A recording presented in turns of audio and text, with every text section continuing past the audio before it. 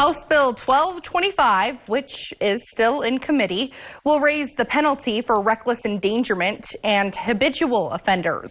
KX News' Megan Topping has more on the bill.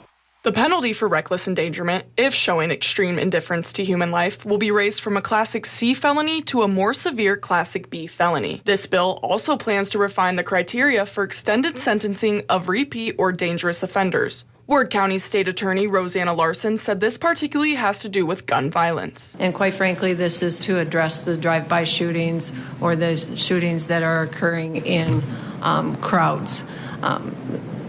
Currently, we can only use a Class C felony for that, and we think that using of a firearm in these situations elevates it to a Class B felony. Larson says that this change is an attempted murder.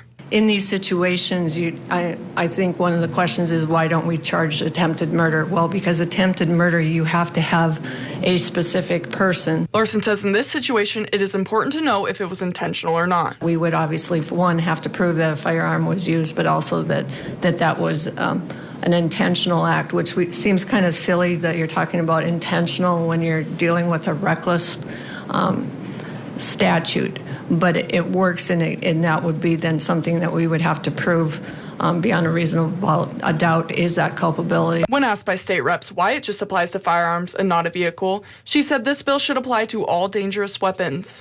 It could be amended to intentionally use a dangerous weapon, and that would probably answer your question. I mean, obviously the state, if we charge that, would still have to prove that that vehicle was being used for purposes of a dangerous weapon and then go forward from there. In Minot for KX News, I'm Megan Topping. If passed, the bill will grant the courts broader authority in North Dakota.